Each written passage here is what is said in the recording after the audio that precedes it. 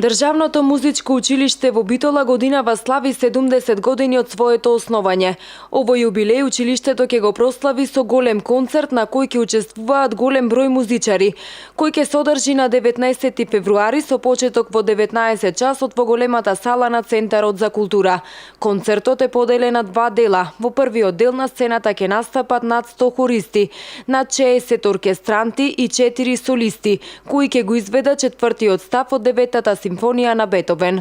Идејата беше да покажеме дека ние можеме тоа да го направиме, дека можеме да собериме толку многу музичари и да кажеме ево на градот, на нашата држава, дека овие 70 години нешто сме работеле, сме допринесле за музичката уметност воопшто. На тој концерт ќе биде изведен четвртиот став од деветата симфонија на Бетовен.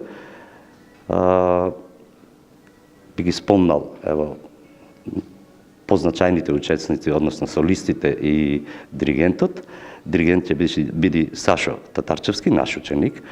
А во солистите е Билјана Јосифов, Николина Јаневска, Никола Стојчевски и моментално актуелниот директор на Македонска опера и балет Игор Дурдовски. Вториот дел од концертот по повод 70 години од основањето на музичкото училиште е посветен на популарната музика, каде ќе настапат познати музичари кои основно или средно образование завршиле токму во музичкото училиште во Битола. Ќе земат учество Владко Лозановски, Лозано, така го викат, нели? Тој е наш ученик исто, Димитар Андоновски.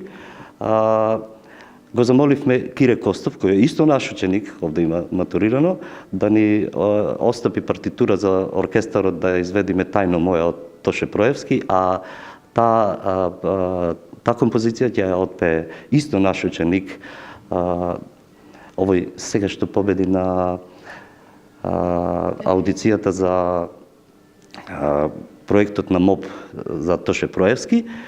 Тја отпее, нели, како што реков, Тајно моја, Димовски Денис, така се вика, и тој е наш ученик, и на крајот ќе настапи Каролина Гочева, која е исто наша ученичка, само во основното, средно не учеше кај нас. Државното музичко училиште во Битола е формирано во 1947 година. Денеска во училиштето се едуцираат ученици во повеќе насоки, односно музичка теорија, пијано, дувачки инструменти, ударни инструменти и соло пеење. Учениците редовно учествуваат на надпреварите во Македонија, како и на интернационалните надпревари надвор од нашата земја. Вклучени се во Европскиот оркестар на млади музичари.